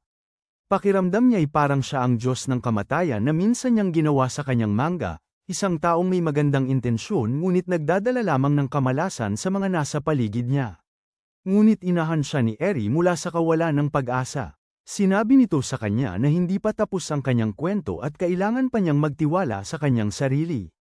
At sa mismong sandaling yun, nang madama ni Satoru na muling sumisibol ang pag-asa dahil sa mga salita ni Eri, ang pulis biglang lumitaw mula sa dilim at inaresto siya. Nang hina si Eri, sinisisi ang sarili dahil dinala niya roon ng mga pulis, kahit nangako siyang mag-isang pupunta. Habang pinupusasan si Satoru at dinadala palayo, alam niyang maaaring iyon na ang huling pagkakataon na makikita niya ito. Ngunit sa halip na malugmok sa kawalan ng pag-asa, humugat siya ng lakas mula sa paniniwala nito sa kanya. Lumingon siya at nagpasalamat kay Eri, sinasabing dahil naniniwala ito sa kanya, kaya niyang patuloy na lumaban. Isang huling palm, isang pagpapasalamat sa nag-iisang taong nanindigan sa tabi niya. Sa sandali ng kanyang pagdakip, nang tila nawala na ang lahat ng pag-asa, iginala ni Satoru ang kanyang mga mata sa karamihan at huminto sa isang mukha at sa sandaling iyon, nakilala niya ang tunay na pumatay, ang Samira sa kanyang buhay. Isang napakalaking kawalan ng pag-asa at isang matinding determinasyon na itama ang mga bagay-bagay ang bumugso sa kanyang kalooban. Sumigaw siya sa tahimik na paghihirap, nagmamakaawa para sa isa pang pagkakataon, isang huling pagbabalik, at tila narinig ng sansinukob ang kanyang pakiusap. Ang revival phenomenon ay aktibo sa huling pagkakataon, ibinabalik siya sa nakaraan pabalik. Sa isang mahalagang sandali, Ika-27 ng Pebrero taong 1988, sa Science Center, ang mismong sandali na lumitaw ang kanyang mga kaibigan at unang nagbago ang takbo ng panahon. Ngunit sa pagkakataong ito, hindi na isang litong bata si Satoru. Isa siyang mandirigma na dala ang mga alaala ng sakit at pagkabigo. Sinabi niya sa sarili niya na ito na ang kanyang huling pagkakataon, kailangan niyang magtagumpay sa anumang paraan, kahit na kailangan niyang kumilos ng mag-isa, kahit na kailangan niyang gumawa ng hindi magandang bagay, wala siyang iiwang pagsisisihan. Pagkatapos, habang pauwi na ang grupo, tinanong ng kanyang matalinong kaibigan na si Kenya si Satoru tungkol sa isang aklat na sinasabi niyang ipinahiram niya sa kanya, isang detalye na hindi maalala ni Satoru, dahil ito ay alaala mula sa 18 taon sa hinaharap. Pag-uwi niya, nag-alala ang kanyang ina sa kanyang malalim na pag-iisip, at hindi niya sinasadyang nabanggit ang isang bagay mula sa hinaharap impormasyon tungkol sa direktang linya ng tren papuntang Yuno. Nakakalito itong sinabi para sa kanya noong mga oras na yun, ngunit isang mahalagang piraso sa mas malaking palaisipan. Kinabukasan, ika-29 ng Pebrero, nagpasya si Satoru na hindi na siya maaaring kumilos ng mag-isa, kailangan niya ng kakampi. Ginamit niya ang hindi umiiral na aklat bilang dahilan para makausap ng sarilinan si Kenya, at sa walang lamang pasilyo, ibinunyag ni Kenya ang katotohanan. Alam niyang hindi umiiral ang aklat na yon. Isa itong pagsubok. Sa pagkaunawang higit sa kanyang edad, hinarap ni Kenya si Satoru, sinasabing naramdaman niyang nagbago si Satoru na parang ibang tao, ibang pagkatao, ang naninirahan sa kanya. Inamin ni Kenya na matagal na niyang alam ang mga pasa ni Hinazuka ngunit pakiramdam niya ay wala siyang magawa, at ang mga kilos ni Satoru ay tila isang tahimik na pagsisi sa kanyang sariling duwag na pag-uugali. Pagkatapos ay nagtanong siya, Satoru, sino ka ba? Sa harap ng ganoong katinding pagkaunawa, ibinigay ni Satoru ang tanging tapat na sagot na kaya niya. Sinabi niyang gusto niyang maging isang superhero, isang simpleng pagtatapat, ngunit puno ng paniniwala, na nakahikayat kay Kenya. Nagpasya si Satoru na ailagak ang buo niyang tiwala sa kaibigan niya at isiniwalat na malapit ng patayin si Hinazuka. Sa halip na magduda, agad na kumampi si Kenya kay Satoru, sinasabing isa na siyang superhero at gusto rin niyang maging isa. Mula sa sandaling yon, nabuo ang isang alyansa. Sa tulong ng isang mapagkakatiwalaang kakampi, ang plano ni Satoru ay lalong naging matapang at panatag. Pinapante niya si Hinazuka kasama sina Kenya at Hiromi sa sentro ng mga bata habang siya naman ay pupuntahan si Yuki-san. Sa pamamagitan ng maingat na pagtatanong, nakumpirma niya ang lokasyon ng kwarto ng ama ni Yuki-san, at nalaman din na hindi na nakikipagkita si Yuki-san kay Hinazuka dahil mayroon na siyang mga kaibigan. Ang tunay na tuwa ni Yuki-san nang marinig ito ay lalong nagpatibay sa kanyang kawalan ng kasalanan sa paningin ni Satoru. Naintindihan niya na nakita lamang sila ng mamamatay tao na magkasama at nagpas siyang idiin ang isang mabait, mapagtiwalang lalaki. Pagkatapos ng birthday party noong 2 ng Marso, nang dumilim, nagsimula ng kumilos si Satoru. Nagtago siya papunta sa bahay ni Yuki-san at binato ng bloke ng yelo para basagin ang bintana ng kwarto ng kanyang ama, isang sadyang gawa ng paninira para tawagan ang pulis at lumikha ng matibay na alibay para kay Yuki-san sa mismong gabing iyon ng krimen. Pagkatapos nagtago siya malapit sa bahay ni Hinazuka para bantayan ang kanyang ina, at isang matinding galit ang sumibol sa kanya at naisip niyang saktan siya. Ilipat ang direktang banta kay Hinazuka, pero napigilan siya ni Kenya sa tamang oras, na nagpapaalala sa kanya na kung siya'y magiging mamamatay tao, wala siyang mapoprotektahan, at hinayla siya pabalik mula sa bingit. Nagpasya si Satoru na isagawa ang kanyang huli, pinakadelikadong plano, kukunin niya si Hinazuka. Nakita niya ito pagkatapos ng party at tahasang sinabi, kukunin kita ngayon, at si Hinazuka, nang may lubos na tiwala, ay sumagot lang, okay. Nagpunta sila sa isang abandonadong bus, ang kanilang lihim na taguan, kung saan naghihintay si Kenya. Ginawa nilang maaliwalas ang malamig na bus, isang pansamantalang tahanan, isang ligtas na lugar para kay Hinazuka. Nang gabing yun, bumalik si Satoru na may dalang cup noodles at sabay silang kumain ng hating gabi, isang bihirang sandali ng kapayapaan, at ipinangako ni Satoru kay Hinazuka ang isang summer camping trip, isang pangako sa isang magandang kinabukasan na pinaglalabanan niyang mabawi. Kinabukasan, 3 ng Marso, nagtagumpay silang mapanatiling ligtas si Hinazuka. Alam ni Satoru na mula sa sandaling ito, Ang lahat ay hindi na tiyak, ang mga gagawin ng killer at ang ina ni Hinazuka ay hindi na mahuhulaan. Sa paaralan, isinali nila si Hiromi sa plano, at si Hinazuka, sa kanyang talino, ay nakapag-isip ng isang paraan para lahat ay may dahilan kung sakaling matuklasan, pinapatunayan na hindi na siya basta biktima, kundi isang mandirigma sa kanilang panig. Pero noong gabing yun, habang tulog si Hinazuka, may dumating at nag-iwan ng isang bagay, at saka umalis. Sinimulan ni Satoru ang bagong araw, nagising ng maaga, at ang kanyang ina, si Sakihiko, ay tahimik na naghanda ng dagdag na baong pagkain para dalhin niya.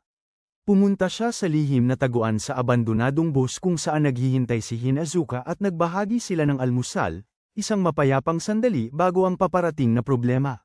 Papunta sa eskwela, hindi inaasahang nakasalubong ni Satoru si Meiken Ishiaya, ang babaeng sanay pangalawang biktima, isang paalala kung ano ang ipinaglalaban niya.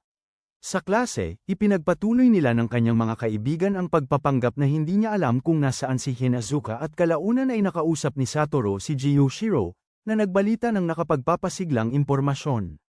Nakipag-ugnayan siya sa Child Welfare Center, at bibisitahin nila ang bahay ni Hinazuka ngayong gabing iyon, isang mahalagang hakbang upang iligtas siya. Gaya ng plano, ang mga social worker kasama si Jiyoshiro ay pumunta sa bahay ni Hinazuka ngunit wala silang natagpuan. Tumakas ang kanyang ina nang makita niya sila. Gayunpaman, tiniyak ni Jiyoshiro sa lahat na ligtas si Kyo, na ipinapakita ang kanyang tiwala kay Satoru. Pagbalik sa kanilang himpilan, sinabi ni Satoru kay Hinazuka ang balita, at sa tagumpay na iyon ay ibinigay niya sa kanya ang kanyang nahuling regalo sa kaarawan, isang pares ng guwantes na gawa sa lana na kanyang ginawa, at ang huling pangako ay natupad, na nagpaiyak kay Satoru. Pakiramdam niya ay parang buong buhay niya itong hinintay. Ngunit ang kanilang saya ay panandalian lamang. Sinabi ni Hinazuka sa kanya na may some-ire sa bus noong nakaraang gabi, at nang suriin nila ang isang kaina-hinalang carton, nakakita sila ng mga gamit na maaaring gamitin sa pagpatay, kasama ang uling na maaaring gamitin para pigilan ang paghinga, mga spray can, at iba pang kagamitan. Naisip agad ni Satoru na ang bus ay hindi isang ligtas na kanlungan kundi ang taguan ng killer, ang lugar kung saan niya itinago ang kanyang mga gamit. Dahil alam niya ang paparating na panganib, nakapagdesisyon si Satoru. Hindi na siya tatakas pa. Haharapin na niya ito ng direkta. Isinama niya si Hinazuka pabalik sa kanyang bahay, at sa kanyang ina. Malugod silang tinanggap ni Ginang Sakihiko. Hindi niya sila pinagalitan. Sa halip, sinabi niyang ipinagmamalaki niya ang mga bata sa matapang na pagtulong sa kaibigan, at nagluto siya ng malaking kaldero ng curry na parang alam na niya ang lahat ng patiuna. Nang gabing yun, naranasan ni Hinazuka ang tunay na buhay pamilya.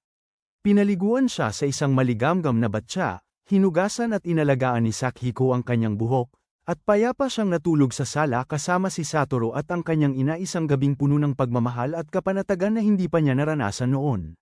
Kinabukasan, habang masaya silang nag-aalmusal, inihatid ni Satoru at ng kanyang ina si Hinazuka pauwi. Nang makita ang kanyang anak, nagalit ng husto ang ina. Sumigaw siya, inakusahan sina Satoru at ang kanyang ina, sinabing dinukot ni Sakihiko ang kanyang anak, at nagbanta na kakasuhan sila. Pero si Sakihiko, kalmado at matatag, hinarap siya at nagtanong ng isang simpleng ngunit mapanganib na katanungan. Hinanap ba talaga niya si Kyo sa nakalipas na 3 araw? Ang tanong ay naglantad ng pagiging makasarili at kapabayaan ni Aikmi, na nagdulot sa kanya ng matinding galit. Estado. Nang abutin niya ang pala para sugurin ang sarili niyang ina, hamarang si Satoru para protektahan ang kanyang ina. Tiningnan ni Sakihiko si Aikmi ng diretso sa mata at sinabi sa kanya na ang tanging taong iniisip niya ay ang kanyang sarili lamang. Sa kasagsagan ng pagtatalo, dumating ang mga tauhan mula sa Child Welfare Center kasama si Ginoong Yoshiro, isang planong isinagawa ni Sakihiko at Yoshiro nang mas maaga at napagtanto ni Aikmi na nabitag siya. Sinubukan niyang hilahin palayo si Kyo, ngunit napigilan siya sa biglaang paglitaw ng sarili niyang ina. Ang lola ni Kyo, ang babaeng matagal na niyang hindi kinakausap. Nang harapin ang kanyang ina, nag-iba ang matigas na panlabas na anyo ni Aikmi. Humingi ng tawad ang kanyang ina dahil hindi nito siya natulungan sa mga paghihirap ng pagiging nag-iisang magulang at ang simpatyang iyon ay lubusang bumuwag kay Aikmi. Kumapit siya sa kanyang ina sa niebe at umiyak na parang bata. Tinatawag na, nanay, isang daing na nagpapakita ng trahedya sa maraming henerasyon. Napansin ni Satoru na hindi tumakbo si Kyo para aliwin ang kanyang ina, dahil para sa batang iyon ang kanyang ina. Hindi naging kanlungan kundi ang pinagmula ng lahat ng kanyang sakit, dinala si Aikmi upang tumanggap ng tulong.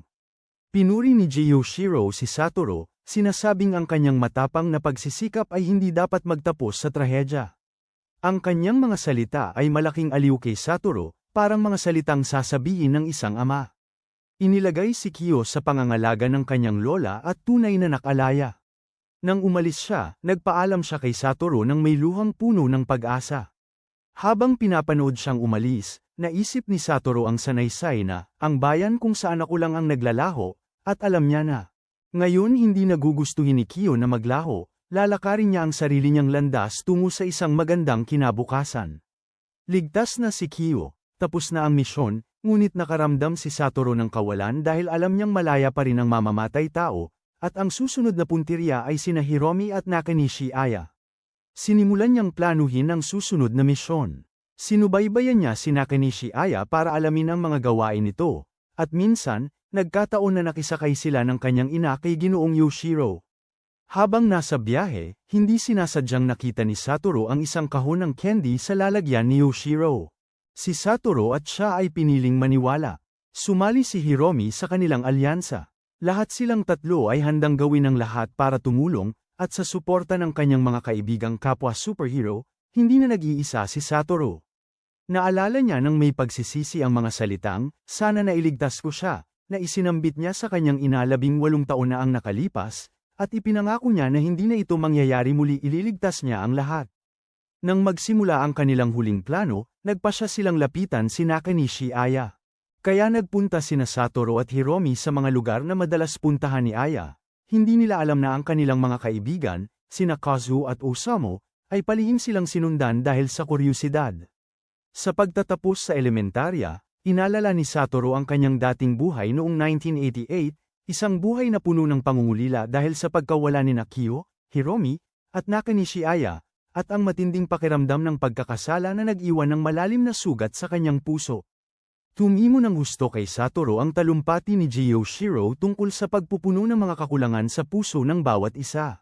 Siya, ngayong ligtas na si Hinazuka Kyo, ang misyon ni Satoru ay lumipat sa susunod na target, si Nakanishi Aya.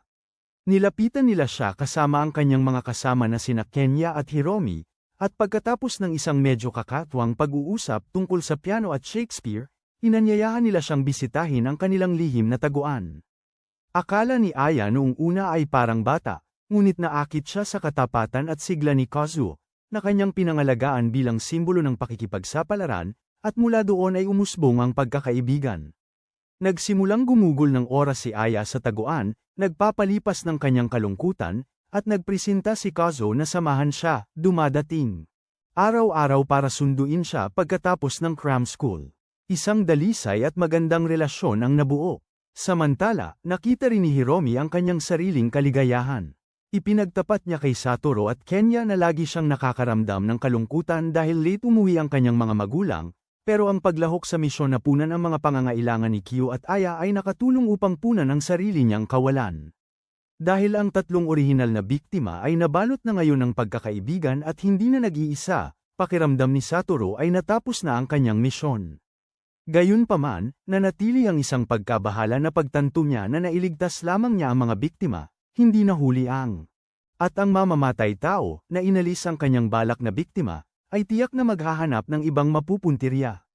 Pagkatapos napansin niya si Misato Yanagihara, ang kaklase na iniwasan pagkatapos ng insidente sa pera ng pananghalian, at napagtanto na ang pag-iisa ni Misato ay ginawa siyang isang perpektong bagong target. Ang takot ni Satoru ay nakumpirma nang malaman niya na inimbita ni Yoshiro si Misato na manood ng isang laro ng ice hockey, isang dahilan para dalhin siya sa isang liblib na lugar, at alam ni Satoru na kailangan niyang kumilos. Nagpunta siya sa ring para bantayan si Misato. Biglang tumayo si Misato at nagpunta sa banyo. Parang bumagal ang oras, kinabahan si Satoru, iniisip na matagal na siyang wala, at sa sandaling iyon lumitaw si Yoshiro na may hawak na lollipop. Tinanong niya si Satoru kung ano ang ginagawa niya doon, at nauutal na sinabi ni Satoru na gusto niyang makausap si Misato, pero walang pakundangang sinabi ni Yoshiro na umalis na si Misato, na ikinagulat ni Satoru dahil hindi pa nga nagsisimula ang laro. Agad pagkatapos, nakita niya ang truck ng pamilya Shiratori, ang pamilya ng kaklase na pinaghihinalaan. Noong nakaraan, at bumaling siya kay Ginoong Yoshiro na nagsasabing may kailangan siyang tingnan kaagad at nagmakaawa sa kanyang tulong. Sa kotse ni Yoshiro, sinubukan ni Satoru na ipaliwanag ang sitwasyon. Nagsalita siya tungkol sa kanilang laro ng detective at sa kanilang mga kaibigan, isang pagkukunwari para sa kanilang pagsisikap na protektahan ang mga batang nag-iisa. Ipinaliwanag niya na nagpapanggap sila na may nagtatagong kidnapper at naghahanap ng pakikipagkaibigan sa mga batang babae na madalas nag-iisa. Nakinig si Yoshiro at pinuri si Satoru, sinasabing hindi mahalaga kung naglalaro lamang sila kung may magandang resulta ito, ngunit pagkatapos ay nagkaroon ng nakakabahala na pagliko ang usapan. Pinuri ni Yoshiro ang diwa at tapang ni Satoru sa pagkilala sa kalungkutan ni Misato. Ipinagtapat ni Satoru na nalaman lamang niya yun dahil sinabi sa kanya ni Hiromi, at nakonsensya siya sa didirektang paggamit kay Misato bilang pain para ilabas ang killer.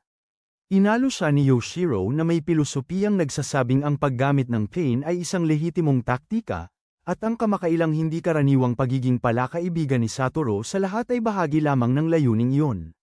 Pagkatapos ay sinabi ni Satoru ang kanyang sariling mga iniisip na gusto niyang punan ang kawalan sa puso ng bawat isa.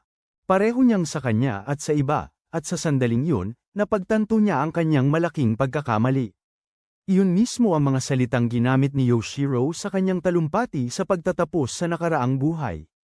Ngumiti si Yoshiro ng kakaiba, sinasabing magkatulad mag-isip ang mga henyo, at yun mismo ang kanyang pilosopiya sa buhay, isang bagay na plano niyang talakayin sa araw ng pagtatapos kung siya ay madestino sa ika-6 na baitang.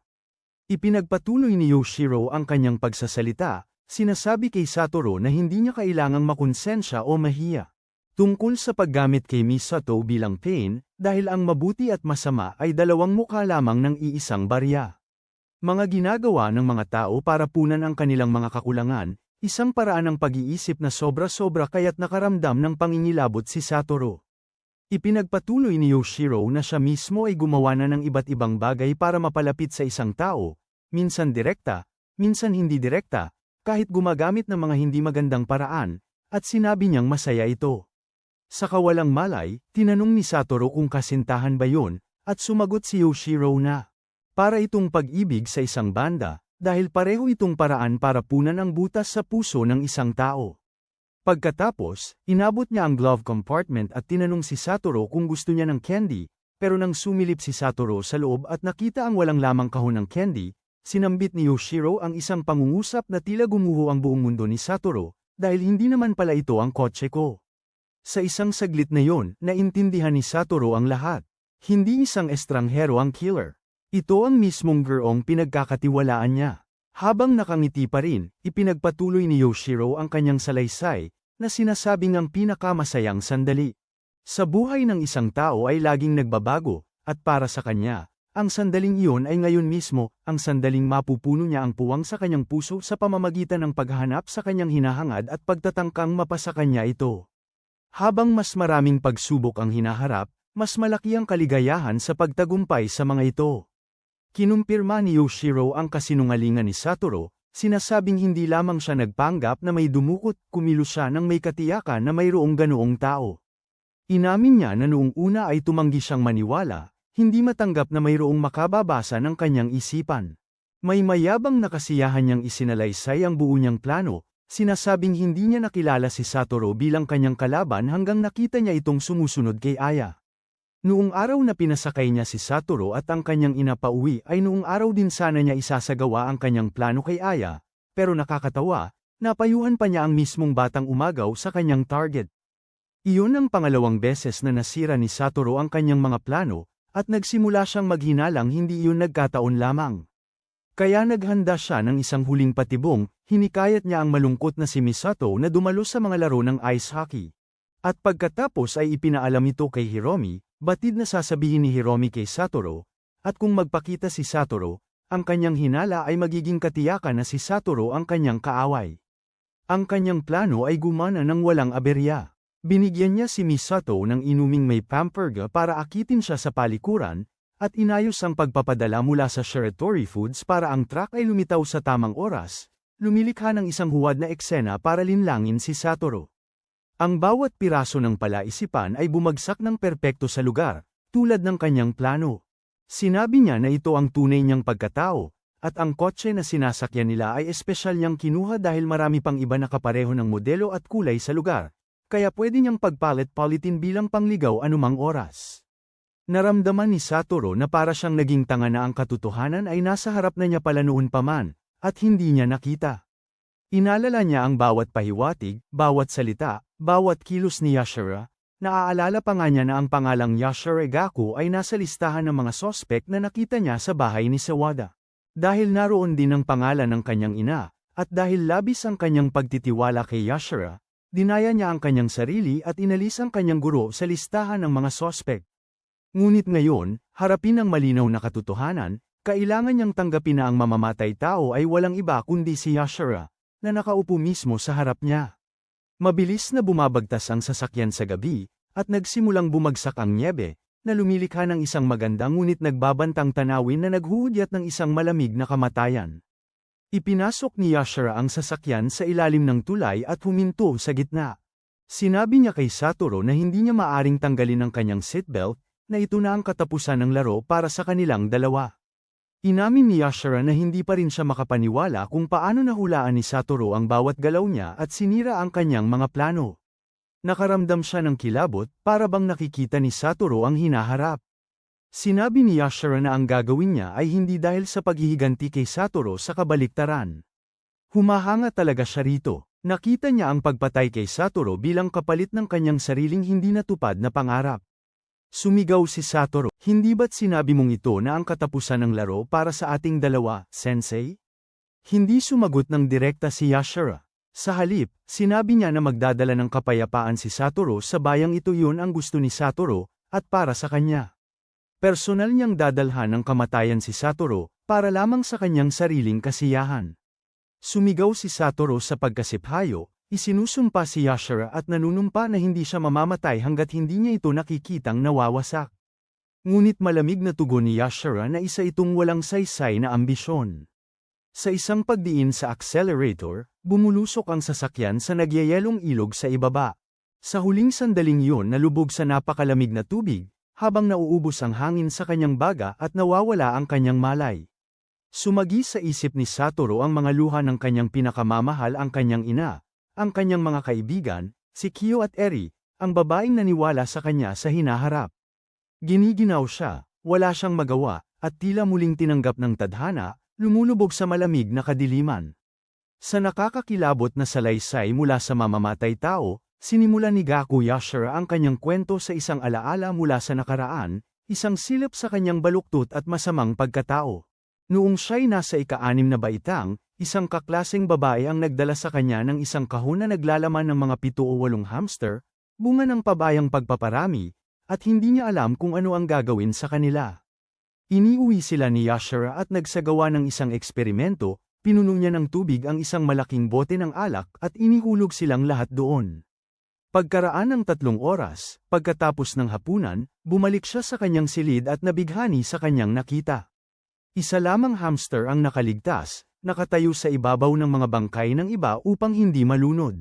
Isang malupit na larawan ng pagpapatuloy ng buhay na nagdulot ng panginginig sa kanyang likod. Nagpasya siyang itago ang hamster na yun at pinangalanan nitong Spice.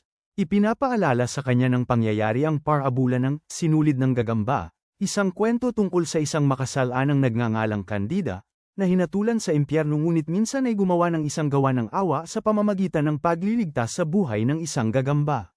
Dahil doon, nagpadala ang Buddha ng isang sinulid mula sa langit upang iligtas siya. Ngunit nang simulang umakyat si Candida, sinipa niya ang ibang mga makasalanan na sumubok na kumapit sa sinulid at sa sandaling iyon ay naputol ito, na nagdulot sa kanya upang bumalik sa kailaliman ng impyerno. Ipinagpatuloy ni Yashara ang pagkukwento, na simula nang makilala niya si Spice, nagsimula siyang makakita ng mga sinulid ng gagamba na nakabitin sa ulo ng ilang tao at papatayin niya ang sinumang makita niyang may ganoong sinulid hanggang isang araw. Sinira ng batang nagngangalang Saturday Arrow ang kanyang mga plano. Pagkatapos ay lumitaw rin ang sinulid ng gagamba sa ulo ng batang yon. Bagamat sinubukan ni Yashara na patayin si Saturday Arrow, Nakaligtas ang bata at nagpasya si Yashara na palaywan siyang spies at sinimulang pagmasdan siya. Ang kwento ay lumipat sa kasalukuyan, kung saan sa wakas ay nagising si Saturday Arrow pagkatapos ng 15 taon sa isang coma. Ang isip niya ay nanatili sa isang 11 taong gulang, ngunit ang katawan niya ay lumaki na sa isang 26 na taong gulang. Nakaramdam siya ng pagkalito at pagkawala sa isang mundong napakalayo iba, isang bagong panahon na hindi niya nakilala.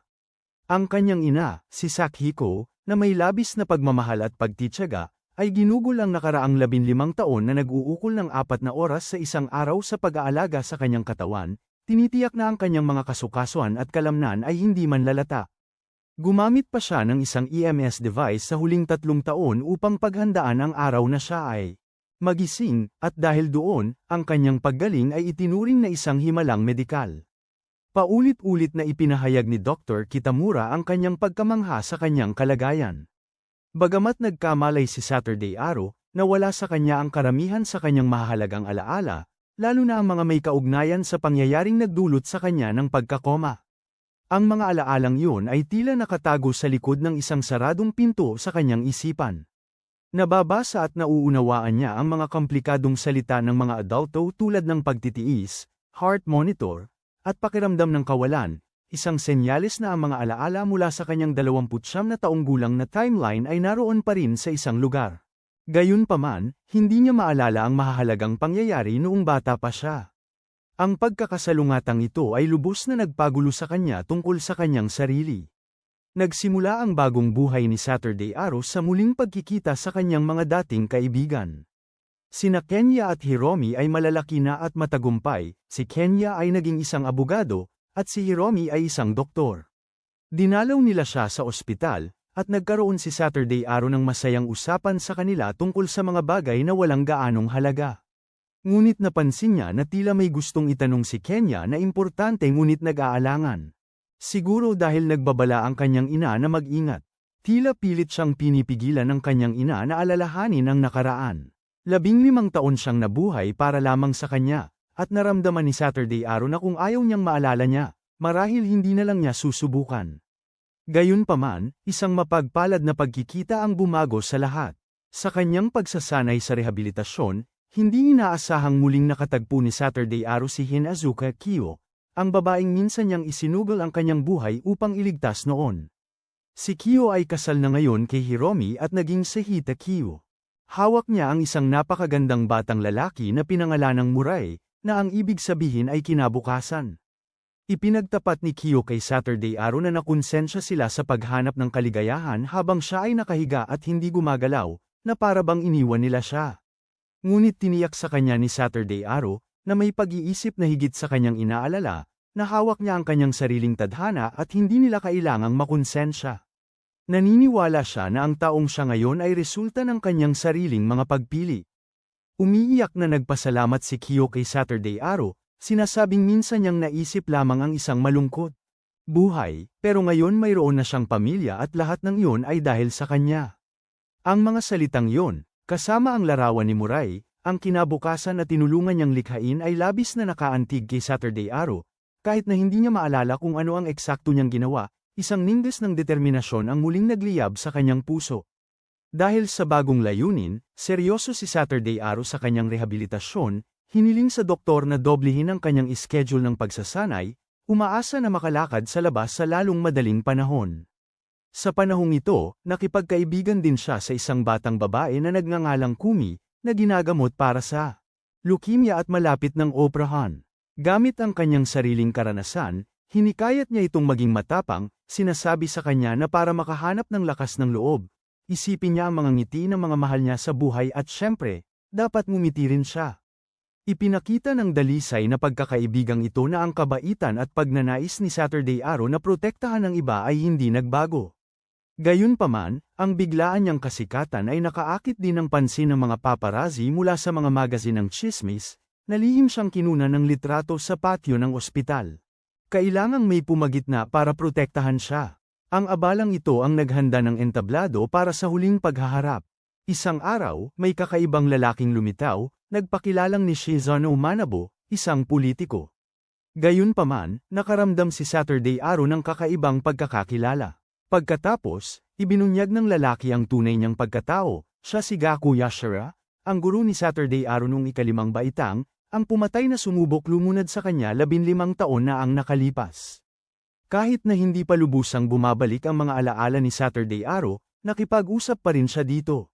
Ipinaliwanag ni Yashara na pinalitan niya ang kanyang pangalan matapos mapang-asawa ang isang miyembro ng pamilya ng isang politiko at ngayon ay minana niya ang karera sa politika ng kanyang biyenan. Ibinunyag pa niya na siya ang nag-ayos para maipasok si Kumi sa mismong ospital na yon. Sa pamamagitan ng kanyang koneksyon sa isang direktor ng ospital, sinabi niyang alam niyang maagang nagising si Saturday Arrow at sabik na naghintay ng 15 taon upang muling makita siya. Ang kanyang mga salita ay puno ng kasinungalingan at pagkatapos ay hindi may kakaila, tagong banta. Isang hapon, hinanap ni Yashara si Saturday Arrow at iminungkahi na pumunta sila sa isang mas tahimik na lugar upang mag-usap. Palayo sa mga paparazzi, inakay niya si Saturday Arrow sa isang lihim na elevator at dinala sa rooftop ng ospital, isang liblib at ipinagbabawal na lugar na nagpaalala kay Yashara sa dating taguan ni na Saturday Arrow at ng kanyang mga kaibigan, at doon, sa rooftop na hinahangin, kaharap ang kanyang mortal na kaaway, ginamit ni Saturday Arrow ang kanyang huling baraha.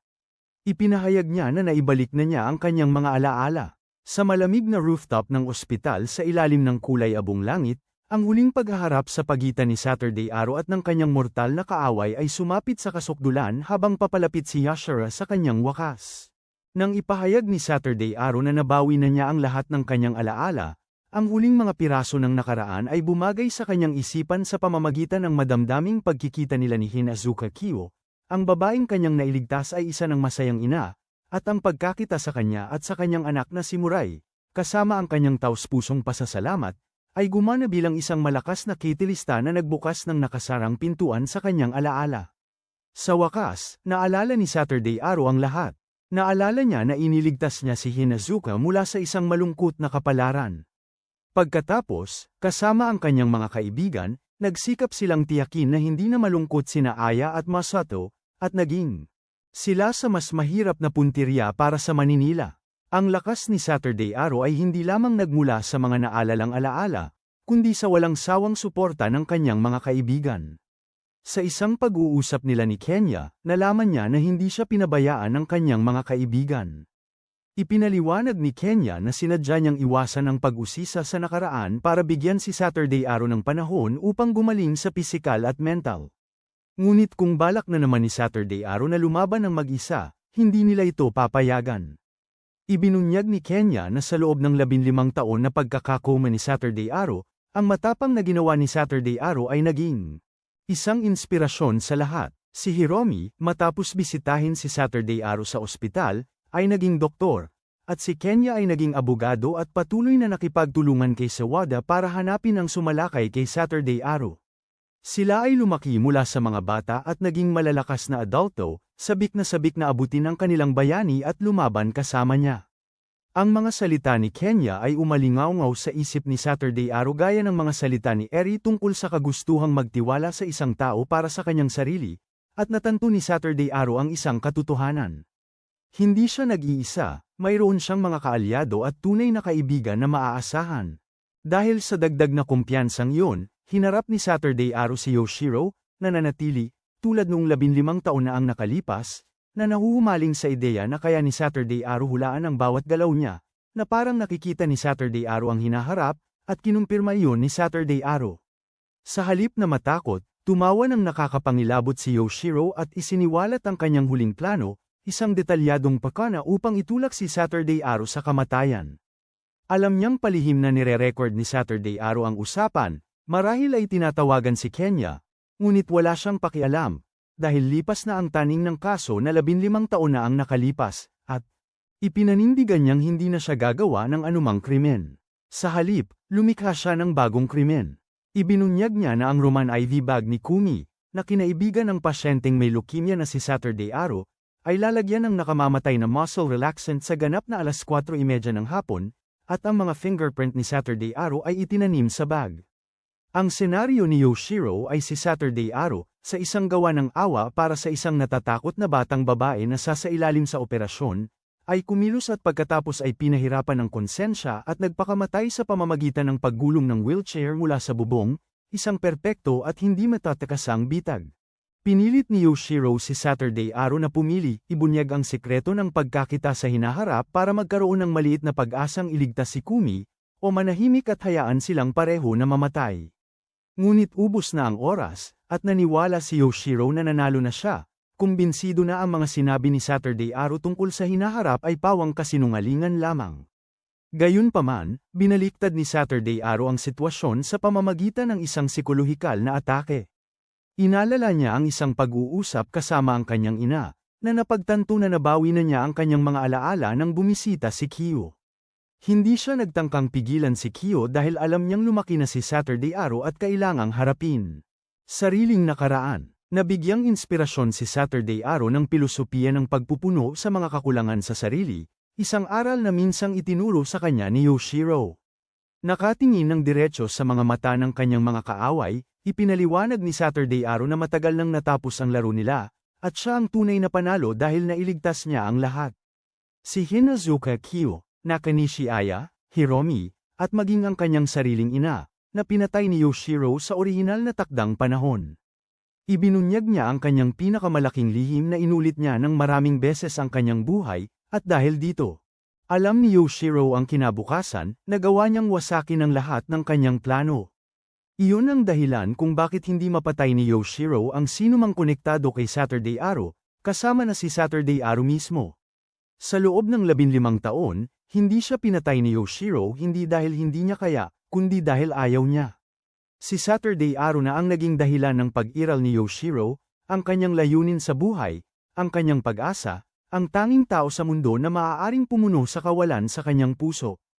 Inalis ni Saturday Arrow kay Yoshiro ang kanyang layunin bilang isang mamamatay tao, at pinalitan ito ng kanyang sarili. Pag-iral, at kaya nanalo si Saturday Arrow. Tumimo ang mga salitang ito sa guwang na kaluluwa ni Yoshiro, na lubos na sumire sa kanya. Sa bugso ng galit, sumugod siya pasulong, sumisigaw na mananalo siyang muli. Ngunit itinulak ni Saturday Arrow ang kanyang silya de gulong papunta sa gilid ng bubong.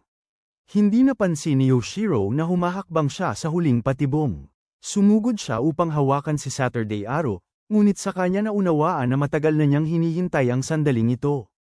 Hinayaan niyang mahulog si Saturday Arrow. Habang pinapanood si Saturday Arrow na bumagsak, hindi sinasadyang ngumiti si Yoshiro ng baluktot ng ngiti ng paglaya dahil naniniwala siyang hindi siya mabubuhay nang wala si Saturday Arrow, at pagkatapos ay nagpatihulog siya para sundan ito.